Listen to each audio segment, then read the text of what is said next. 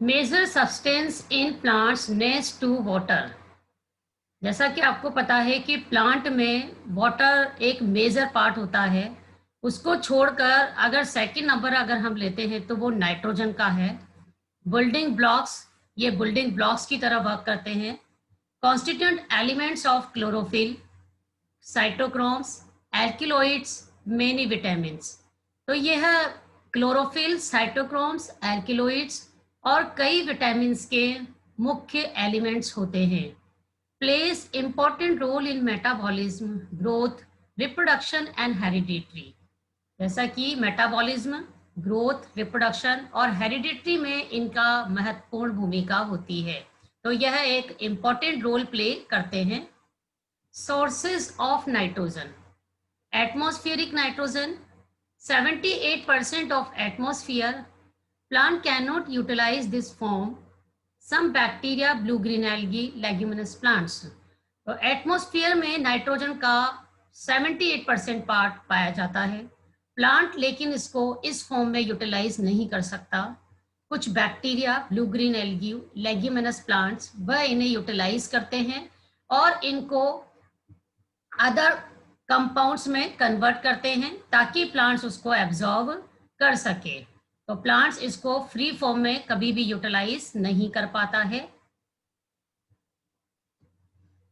Nitrates, nitrites and ammonia. Nitrate is chief form. तो plants nitrogen को nitrates, nitrites और ammonia में convert करता है ताकि प्लांट्स इसको इजीली एब्जॉर्ब कर सके। Amino acids in the soil, soil में जो माइक्रो ऑर्गेनिज्म होते हैं वो अमीनो एसिड्स कन्वर्जन में हेल्प करते हैं। Many soil organism use this form. तो कई जो ऑर्गेनिज्म होते हैं वो इसे यूज करते हैं। Organic nitrogenous compounds in insects. तो कुछ इंसेक्ट्स हैं उनमें भी ऑर्गेनिक नाइट्रोजन कंपाउंड्स पाए जाते हैं, जैसे इंसेक्टिवोरस प्लांट्स हैं। Nitrogen fixation, the conversion of free nitrogen into nitrogenous salts to make it available for absorption of plants. Free nitrogen का नाइट्रोजनस सॉल्ट्स में कन्वर्जन ताकि प्लांट्स इसको इजीली एब्जॉर्ब कर सके। जैसा कि मैंने पहले बताया कि नाइट्रोजन फ्री फॉर्म में अगर एनवायरनमेंट में है तो प्लांट इसको सीधे यूटिलाइज नहीं कर सकता, ना वो उसको एब्जॉर्ब कर सकता है। इसलिए पहले फ्री नाइट्रोजन को उसके नाइट्रोजनस सॉल्ट्स में कन्वर्ट किया जाता है ताकि प्लांट्स उसको इजीली, आसानी से एब्जॉर्ब कर सके। तो इसी प्रोसेस को हम नाइट्रोजन फिक्सेशन कहते हैं। नाइट्रोजन फिक्सेशन दो टाइप का होता है, नॉन बायोलॉजिकल एंड बायोलॉजिकल। फिर बायोलॉजिकल नाइट्रोजन फिक्सेशन को अदर वापस हम क्लासिफाई करते हैं दो सब टाइप्स में, नॉन सिम्बायोटिक और सिम्बायोटिक। नॉन बायोलॉजिकल फिक्सेशन,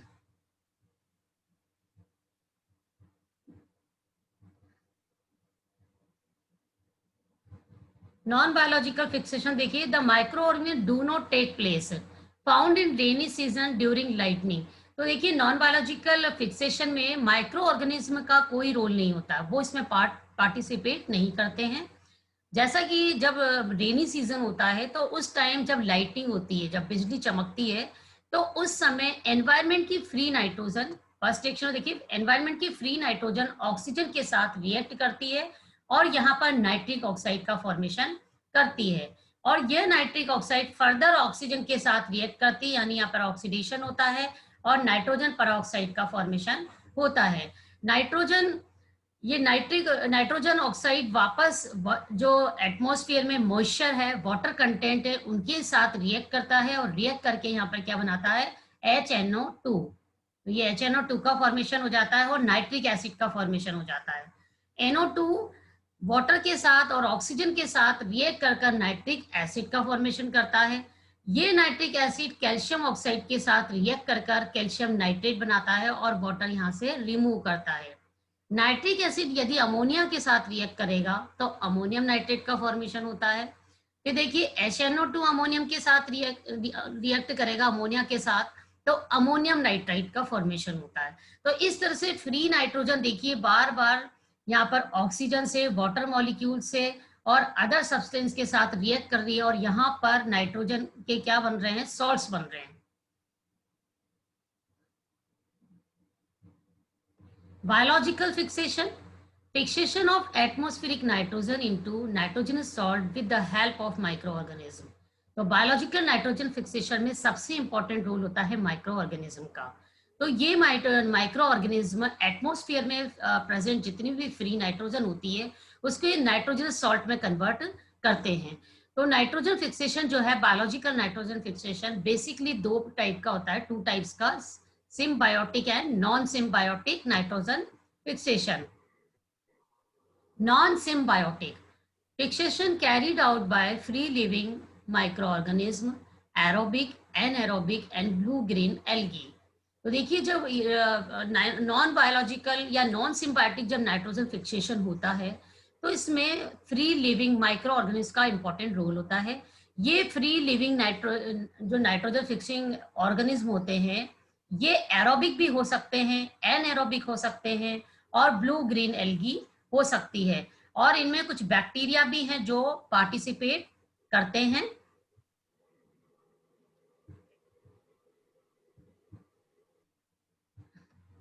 तो बैक्टीरिया देखिए स्पेशल टाइप के नाइट्रोजन फिक्सिंग बैक्टीरिया होते हैं। नंबर 1 होता है free living aerobic.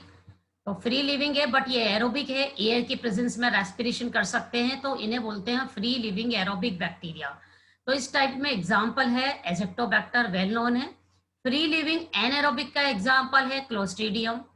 Free living photosynthetic, जो बैक्टीरिया फोटोसिंथेटिक सिंथेसिस कर सकते हैं, तो उसमें आता है Chlorobium and रोडोसुडोमोनास। Free living chemosynthetic, इसमें आता है डी सल्फोविब्रो एंड थायोबैसिलस।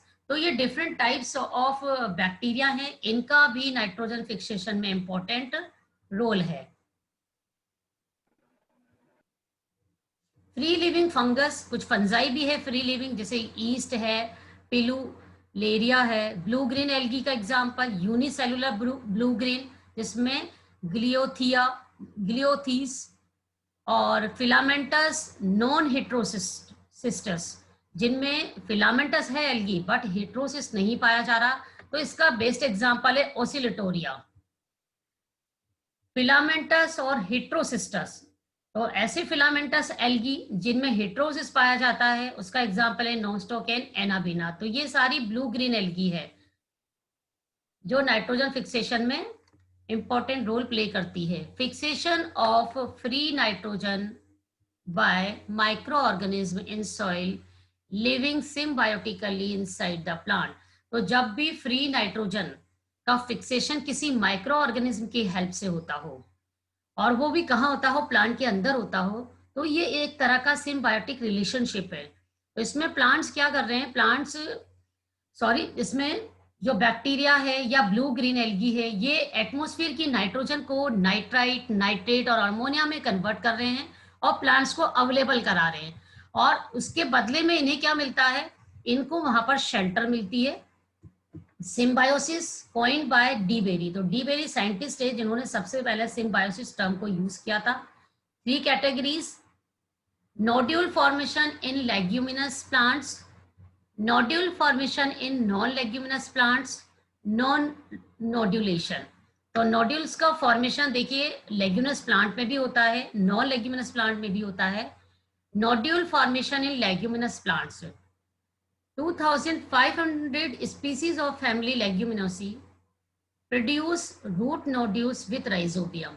तो कम से कम 2500 ऐसी स्पीसीज हैं लेग्यूमिनोसी की जिनमें प्लांट्स में रूट नोड्यूल का फॉर्मेशन होता है, और इस रूट नोड्यूल में राइजोबियम बैक्टीरिया रहता है।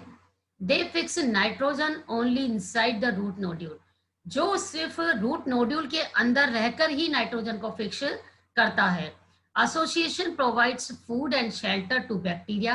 तो इस तरह के एसोसिएशन से जो बैक्टीरिया है राइजोबियम, उसको खुद को फूड तो मिलता ही है, साथ में शेल्टर भी मिलता है। Bacteria supply fixed nitrogen to plant, वो एटमॉस्फेयर की नाइट्रोजन को रूट नोड्यूल में रहकर नाइट्रोजनस कंपाउंड में चेंज करता है और प्लांट्स को सप्लाई करता है। नोड्यूल्स में buried in soil even after harvesting, continue nitrogen fixation, तो नोड्यूल्स जो है सोइल में कंटिन्यू हार्वेस्ट होते रहते हैं, ऐसा नहीं कि एक बार फिनिश हो गए, ये बनते रहते हैं और नाइट्रोजन फिक्सेशन कंटिन्यू वहां पर ये करते रहते हैं। Nodule formation in non leguminous plants, तो कुछ ऐसे भी प्लांट्स हैं जो लेग्यूमिनस नहीं है बट फिर भी उनमें क्या होता है, नोड्यूल्स का फॉर्मेशन होता है। Some other plants also produces root nodules, तो कुछ ऐसे एग्जांपल है जो रूट नोड्यूल का फॉर्मेशन करते हैं, जैसे देखिए कैजुराइना, कैजुराइना और फ्रैंकिया, इन दोनों के बीच में सिम्बायोटिक रिलेशनशिप होता है। Alnus and Frankia, Myrica and Frankia, Parasponia and Rhizobium, तो ये देखिए ये नॉन लेग्यूमिनस प्लांट है जिनका सिम्बायोटिक रिलेशनशिप है ये अदर एंजियोस्पर्म प्लांट से और बैक्टीरिया से। Leaf nodules are also noted, तो रूट में तो नोड्यूल बनते हैं बट लीफ नोड्यूल्स भी देखे गए हैं। एग्जाम्पल है डायोस्पोरिया, जिम्नोस्पर्म रूट, आपने लास्ट ईयर जिम्नोस्पर्म की रूट पढ़ी थी, तो जिम्नोस्पर्म की रूट में भी सिम्बायोटिक एसोसिएशन पाया जाता है, जैसे पोडोकार्पस एग्जाम्पल है, पेवेटा है एंड कोमेलिया है। तो ये कुछ एग्जाम्पल्स हैं जो नॉन लेग्यूमिनस प्लांट है बट इनमें क्या करते हैं, ये रूट नोड्यूल का फॉर्मेशन होता है। नेक्स्ट, नॉन नोड्यूलेशन, तो देखिए यहाँ पर सिम्बायोटिक रिलेशनशिप पाया जा रहा है बट नोड्यूल्स का फॉर्मेशन नहीं हो रहा है, बिना नोड्यूल्स के ही यहाँ पर सिम्बायोटिक एसोसिएशन है।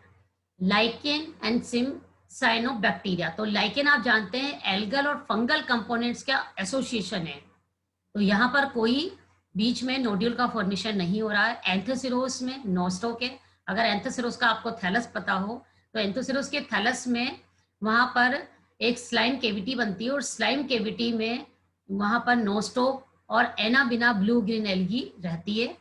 अजोला, अजोला एक टैडोफाइटा है, इस टैडोफाइटा में भी क्या पाया जाता है, वहां पर Anabaena Ajoli.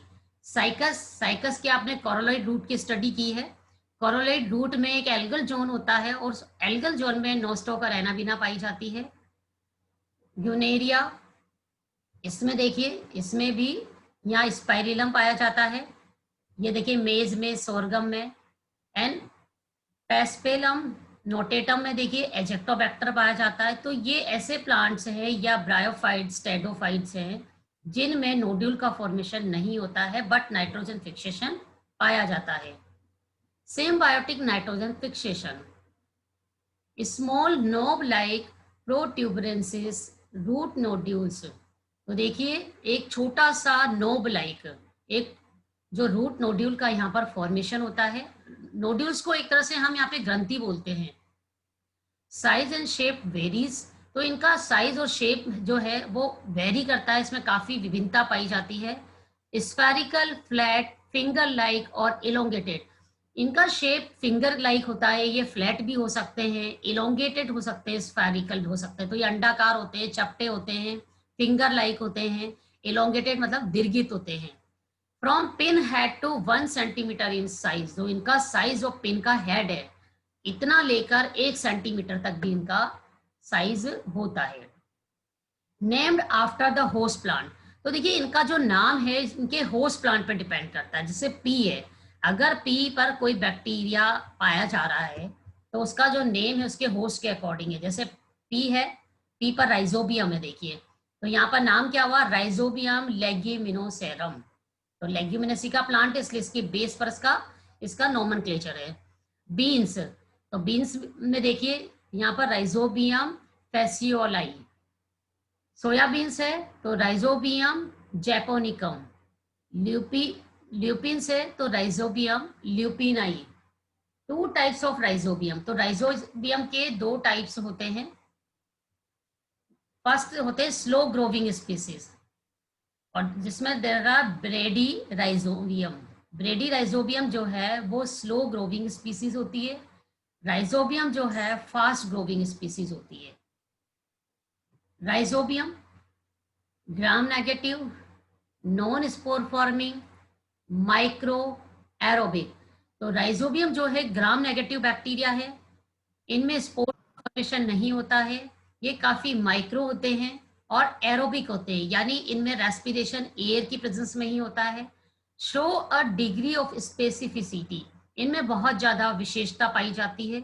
The two partners bacteria and host recognised by chemical substance lectins phyto agglutinins. तो देखिए यहाँ पर जो बैक्टीरिया और होस्ट है ये दोनों पार्टनर्स होते हैं। ये दोनों पार्टनर्स एक दूसरे को पहचान सकते हैं, उसका कारण है इनके पास एक केमिकल सब्सटेंस होता है। केमिकल सब्सटेंस क्या होता है? एक लैक्टिन्स होता है। इस लैक्टिन की वजह से ये अपने पार्टनर्स के को इजीली रिकॉग्नाइज कर लेते हैं। इन्हें हम फाइटो एग्लूटिनिन्स भी कहते हैं।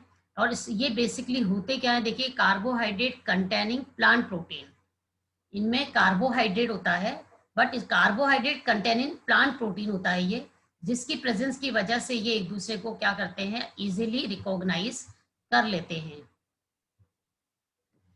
Formation of root nodules in legumes, root nodules form due to infection of rhizobium.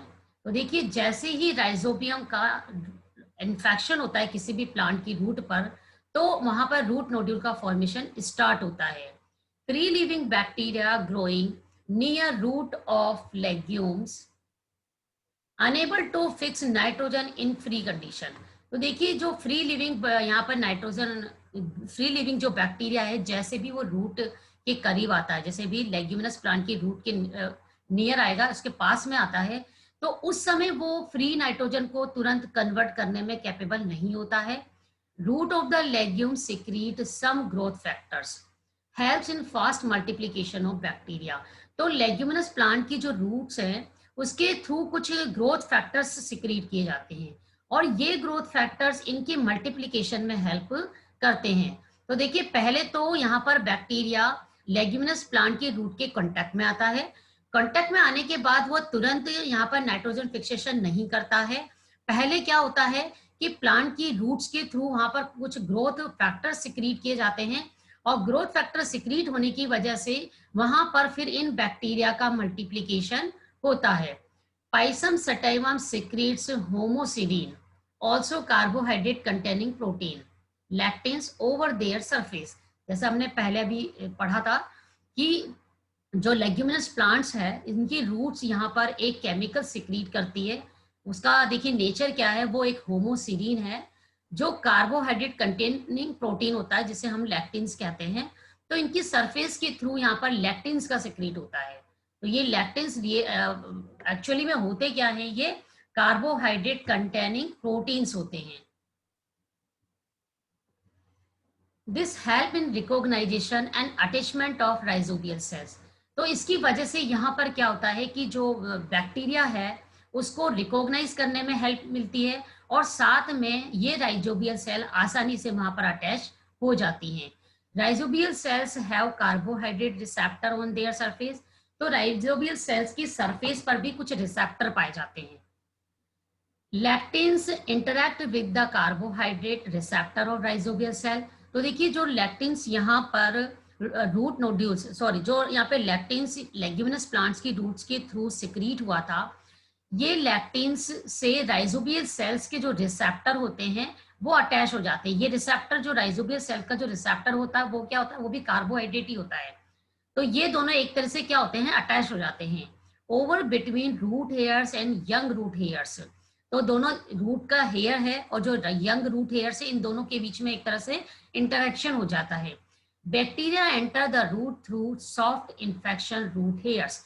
तो अब ये बैक्टीरिया जब इसके कांटेक्ट में आ चुका है रूट हेयर से, रूट के कांटेक्ट में, तो अब ये क्या करता है, एक सॉफ्ट इन्फेक्शन रूट हेयर बनाता है, एक थ्रेड लाइक स्ट्रक्चर बनाता है बैक्टीरिया। तो उसको वो कैसा होता है, सॉफ्ट होता है, इन्फेक्टेड रूट हेयर्स, इसके फॉर्म में ये रूट के अंदर एंटर कर जाता है। तो एक बिल्कुल हेयर या थ्रेड लाइक स्ट्रक्चर की फॉर्म में ये रूट के अंदर एंटर कर जाता है। Tips are deformed and curved. अब क्या होता है, जो रूट हेयर था, जो रूट का वाला पोर्शन था जहां पर कि ये इसके कांटेक्ट में आया था, वो वाला पार्ट जो होता है थोड़ा सा कर्व्ड हो जाता है। Tubular infection thread is formed in the root hair cell and bacteria enter into it. तो ये ट्यूबुलर जो इन्फेक्शन थ्रेड बना था, बैक्टीरिया ने जो बनाया था, वो रूट हेयर्स के अंदर एंटर करता है, और इस तरह से बैक्टीरिया क्या करता है, रूट हेयर्स के थ्रू अंदर एंटर कर जाता है। ये देखिए आप, ये एक रूट का स्ट्रक्चर है। तो इस रूट में देखिए सबसे बाहर अगर देख रहे हैं तो सोइल पार्टिकल दिख रहे हैं आपको। ये देखिए ये सोइल पार्टिकल्स हैं, ये आउटर मोस्ट एपिडर्मल लेयर है। जब आप रूट का टीएस करते हैं तो हम देखते हैं सबसे आउटर मोस्ट लेयर एपिडर्मिस होती है, और एपिडर्मिस से ये आउटग्रोथ लंबी सी देख रहे हैं, ये रूट लेयर है। और बीच बीच में जहां रूट कहां पर ग्रो करती है, सोइल के अंदर ग्रो करती है, तो ये सोइल पार्टिकल्स है। अब ये क्या है, कॉर्टिकल पेरेन्काइमा सेल। एपिडर्मिस के बाद कॉर्टेक्स रीजन होता है, आपको पता है, और कॉर्टेक्स के बाद क्या आता है, एंडोडर्मिस, और एंडोडर्मिस के बाद पेरिसाइकल, और पेरिसाइकल के बाद वेस्कुलर टिश्यूज। तो ये सेम रूट की एनाटोमी बता रखी है। देखिए अब जैसे ही इस रूट के पास भी ये राइजोबिया देख रहे हैं हम, जैसे ही राइजोबिया ये रूट की रूट हेयर के पास आता है नियरेस्ट, तो वहां पे क्या होता है, जैसा मैंने बताया कि ये रूट हेयर से केमिकल सिक्रीट करता है, लैक्टिन्स। ये लैक्टिन्स के सिक्रीशन की वजह से ये इजीली इसके थ्रू क्या हो जाता है, रिकॉग्नाइज हो जाता है। अब यहाँ पर क्या है, इसके रिसेप्टर पाए जाते हैं। पहले तो क्या होगा, ये जो राइजोबिया इसको रिकॉग्नाइज कर लिया जाएगा। जब ये रिकॉग्नाइज हो जाता है तो क्या करता है कि ये भी अपने जो सब्सटेंसेस के थ्रू क्या करता है, इससे अटैच होता है। फिर अटैच क्यों होता है, क्योंकि इसके पास भी अपने रिसेप्टर होते हैं, उस रिसेप्टर साइट के थ्रू वो उससे अटैच हो जाता है। और अटैच होने के बाद ये यहाँ पर एक है ना थ्रेड लाइक ये थ्रेड बनाता है। उस थ्रेड, ये देखिए थ्रेड इनवेजिनेशन पॉइंट, ये एक थ्रेड जा रहा है अंदर लंबा सा, देखिए आप, ये थ्रेड की फॉर्म में इस रूट हेयर्स के अंदर एंटर कर जाता है। इसको बोलते हैं ट्यूबुलर इन्फेक्शन थ्रेड। तो जैसे ही अंदर आया, यहाँ पे कांटेक्ट में आया, इसको रिकॉग्नाइज किया गया और ये इससे अटैच हो गया। और अटैच होने के बाद क्या होता है कि ये इसके अंदर रूट हेयर्स के अंदर ये एक ट्यूबुलर इन्फेक्शन थ्रेड की फॉर्म में अंदर एंटर कर जाता है। तो ये देख रहे हैं, ये रूट हेयर से कहा एपिडर्मिस में गया और एपिडर्मिस से कॉर्टेक्स में आ गया। अब इसके बाद क्या होता है, ये यहाँ पर है ना थोड़ा सा कर्व हो जाता है, रूट हेयर अब कैसा हो गया, थोड़ा सा कर्व्ड हो गया। तो इस तरह से यहाँ पे राइजोबिया एक इन्फेक्शन थ्रेड की फॉर्म में रूट के अंदर एंटर कर जाता है। ये देखिए अब, ये एपिडर्मिस आउटर मोस्ट लेयर, ये कॉर्टिकल रीजन है पूरा का पूरा, ये डिप्लॉइड सेल है, अभी देखिएगा बताते हैं, ये एंडोडर्मिस आ गई, ये पेरिसाइकल आ गया, ये स्टील आ गया। तो आपने जब भी रूट का टीएस करते हैं तो हम ये सारे बेसिक स्ट्रक्चर हमें दिखाई देते हैं। अब ये जैसे ही राइजोबिया बैक्टीरिया के कॉन्टेक्ट में आया था, यहाँ पे रूट हेयर्स के कॉन्टेक्ट में, ये इन्फेक्शन थ्रेड के फॉर्म में ये अंदर एंटर कर जाता है। पहले रूट हेयर्स में जाता है, फिर एपिडर्मिस में एंटर करता है, और देन ये क्या करता है, कॉर्टिकल रीजन में आ जाता है। ये देखिए अब कॉर्टिकल रीजन में ये आया, और यहाँ पे देखिए इतनी तेजी से कॉर्टिकल सेल का यहाँ पर मल्टीप्लीकेशन होता है इसके स्टिमुलेशन से, जिसकी वजह से ये सेल्स फास्टली डिवाइड होती हैं। तो यहाँ कभी डिप्लॉइड सेल बनाती हैं, फिर टेट्राप्लॉइड सेल बनाती है, तो इस तरह से ग्रुप ऑफ सेल्स बन जाती हैं। तो एक यहाँ पर क्या बन गया, एक कैविटी बनती है, फिर उसी को हम क्या कहते हैं, रूट नोड्यूल्स। ये देखिए root nodules,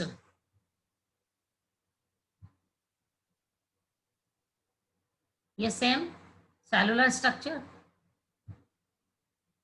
after entry new cell wall is formed. जैसे ही ये इन्फेक्शन थ्रेड की फॉर्म में राइजोबिया अंदर एंटर करता है, उसके बाद वहां पर एक नई सेल वॉल का फॉर्मेशन होता है। Tubular infection contains mucopolysaccharides where bacteria embedded and start multiplication. जो ट्यूबुलर इन्फेक्शन थ्रेड होता है, इसके अंदर म्यूकोपॉलीसैकेराइड्स होते हैं। तो म्यूकोपॉलीसैकेराइड होने के कारण बैक्टीरिया जैसे ही वो कॉर्टिकल सेल में जाता है, तो वहां पे पहले उसमें एम्बेडेड हो जाता है, और एम्बेडेड होने के बाद मैंने बताया था आपको, जैसा कि वो वहां जाते हैं उसमें मल्टीप्लीकेशन स्टार्ट हो जाता है, वो बार बार डिवाइड होता है। It grows much and reaches the inner layer of cortex. तो इसमें इतना फास्ट डिवीजन होता है, ये तेजी से ग्रो करता है, और ग्रो करता हुआ ये कहाँ पहुंच जाता है, कॉर्टेक्स की सबसे इनर लेयर में। तो ग्रो करता हुआ ये कॉर्टेक्स की इनर लेयर में पहुंच जाता है, and the bacteria is released. और यहाँ पर आने के बाद क्या होता है, सबसे इनर मोस्ट लेयर कॉर्टेक्स की, यहाँ पर बैक्टीरिया रिलीज हो जाता है। It induces the cortical cell to multiply. तो अब ये क्या करता है, कॉर्टिकल सेल्स को, जो रूट की कॉर्टिकल सेल है, उसको मल्टीप्लाई होने के लिए इंड्यूस करता है, which result in the formation of nodule on the surface. इस तरह से वहां पर कॉर्टिकल सेल्स में रूट नोड्यूल्स का फॉर्मेशन हो जाता है। The bacterial cells multiplies and colonise in multiplying host cell. जैसे जैसे वहां होस्ट सेल मल्टीप्लाई हो रही है, उसी के साथ साथ यहाँ पे बैक्टीरियल सेल भी क्या होती है, मल्टीप्लाई होती है, और अपनी कॉलोनी का फॉर्मेशन करती हैं। After host cells are completely filled, जैसे ही होस्ट सेल बैक्टीरिया से पूरी तरह से फिल हो जाती है, बैक्टीरियल सेल्स बिकम्स डोरमेंट।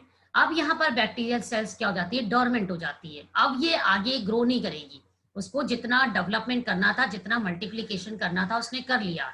जब कंप्लीटली होस्ट सेल्स इस बैक्टीरिया से फिल हो जाती है, उसके बाद ये बैक्टीरियल सेल्स डोरमेंट कंडीशन में जाती है, और इसे हम क्या कहते हैं, बैक्टीरियोइड्स। ये अब बैक्टीरिया बैक्टीरोइड्स कहलाता है। Float in leg haemoglobin reddish pigment in cytoplasm of the host cell. जो लेग्यूमिनस प्लांट्स की रूट की जो कॉर्टिकल सेल है, उसके साइटोप्लाज्म में एक रेड पिगमेंट होता है, रेडिश कलर का, इसको हम लेग हीमोग्लोबिन कहते हैं। इस लेग हीमोग्लोबिन पिगमेंट में ये फ्लोट करता रहता है। एफिशिएंट ऑक्सीजन स्केवेंजर, जो ऑक्सीजन का बहुत ज्यादा स्केवेंजर है। Maintain steady state of oxygen, जो ऑक्सीजन के लेवल को मेंटेन रखता है। स्टिमुलेट्स एटीपी प्रोडक्शन, और इसका मेन फंक्शन क्या है, ये एटीपी के प्रोडक्शन को भी स्टिमुलेट करता है। तो देखिए यहाँ पर लेग हीमोग्लोबिन के 3 इंपॉर्टेंट रोल हो गए। एक तो ये ऑक्सीजन स्केवेंजर की तरह वर्क कर रहा है, ऑक्सीजन को मेंटेन कर रहा है, और एटीपी प्रोडक्शन में हेल्प कर रहा है। Present studies indicate that leg haemoglobin is not essential, लेकिन अभी लेटेस्ट स्टडी से ऐसा सामने आया है कि लेग हीमोग्लोबिन इस प्रोसेस के लिए आवश्यक नहीं है। Nitrogenous compound synthesised is translocated through vascular tissue. अब यहाँ पर जो नाइट्रोजनस कंपाउंड जो बने हैं, इनका क्या होता है, ट्रांसलोकेशन होता है, ये ट्रांसपोर्ट हो जाते हैं कहाँ पर, वेस्कुलर टिश्यू में। तो कॉर्टिकल सेल से अब ये सिंथेसाइज्ड कंपाउंड्स कहाँ चले जाते हैं, वेस्कुलर टिश्यूज में। Groups of rhizobia surrounded by double membrane originate from host cell wall. अब यहाँ पर ग्रुप ऑफ राइजोबिया, जो राइजोबिया का जो पूरा ग्रुप है, एक डबल मेम्ब्रेन के थ्रू क्या हो जाता है, सराउंड हो जाता है, और ये मेम्ब्रेन जो है एक्चुअली होस्ट सेल वॉल के थ्रू बनती है। बैक्टीरोइड्स लैक फर्म वॉल, जो बैक्टीरोइड जो होते हैं वो एक्चुअली उनकी जो वॉल होती है वो उसमें कमी होती है, इसलिए होस्ट सेल वॉल इसकी में उनकी हेल्प करती है। बायोकेमिस्ट्री ऑफ नाइट्रोजन फिक्सेशन, देखिए नाइट्रोजन फिक्सेशन की biochemistry. Basic requirements for nitrogen fixation, तो नाइट्रोजन फिक्सेशन के लिए कुछ बेसिक रिक्वायरमेंट्स है। Number 1 nitrogenase and hydrogenase enzyme. तो नाइट्रोजन फिक्सेशन के लिए एक तो नाइट्रोजिनीज एंजाइम की रिक्वायरमेंट है, दूसरा हाइड्रोजिनीज की। प्रोटेक्टिव मैकेनिज्म अगेंस्ट ऑक्सीजन, तो ऑक्सीजन के अगेंस्ट इनको एक प्रोटेक्टिव मैकेनिज्म की भी रिक्वायरमेंट होती है। पैराडॉक्सिन की रिक्वायरमेंट होती है। हाइड्रोजन रिलीजिंग सिस्टम और इलेक्ट्रॉन डोनर, तो यहाँ पर हाइड्रोजन रिलीजिंग सिस्टम भी वर्क करता है। Constant supply of ATP, ATP की भी कांस्टेंट सप्लाई होती है। कोएंजाइम्स एंड कोफैक्टर्स, ये डिफरेंट कोएंजाइम एंड कोफैक्टर से जो भी पार्टिसिपेट करते हैं, एग्जांपल है TPP pyrophosphate, coenzyme A inorganic phosphate and magnesium ion. तो ये डिफरेंट यहाँ पे कोएंजाइम्स है, कोफैक्टर है, इनकी भी यहाँ पर रिक्वायरमेंट होती है। कोबाल्ट एंड मोलिब्डेनम की रिक्वायरमेंट होती है। कार्बन कंपाउंड्स, तो ये डिफरेंट बायोकेमिस्ट्री है नाइट्रोजन फिक्सेशन की, जिनकी नाइट्रोजन फिक्सेशन के समय आवश्यकता पड़ती है।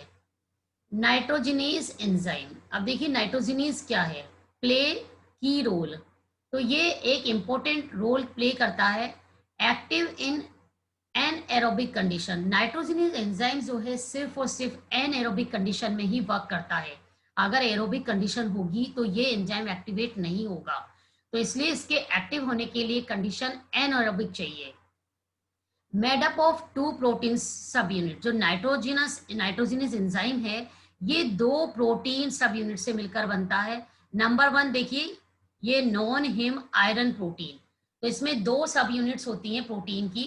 नंबर 1 जो होती है इसको बोलते हैं नॉन हिम आयरन प्रोटीन, इसको बोलते हैं एफी प्रोटीन और डाई नाइट्रोजन रिडक्टेज। तो देखिए दो, ये नॉन हिम प्रोटीन हो गया, दूसरा है आयरन मोलिब्डेनम प्रोटीन, ये देखिए एमओ भी आ गया, एफ आ गया और प्रोटीन। तो ये 2 सब यूनिट से मिलकर बनता है nitrogenase enzyme. Fe protein react with ATP and reduces, तो यहाँ पर जो आयरन प्रोटीन है ये आयरन प्रोटीन जो है एटीपी के साथ रिएक्ट करता है और रिड्यूस हो जाता है।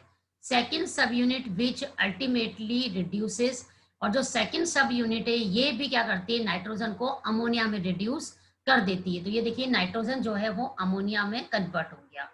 तो इस तरह से जो नाइट्रोजनेज एंजाइम है ये दो सब यूनिट से मिलकर बनता है। प्रोटीन की दो सब यूनिट है, याद रखिएगा। फर्स्ट है नॉन हिम आयरन प्रोटीन और दूसरा है आयरन मोलिब्डेनम प्रोटीन।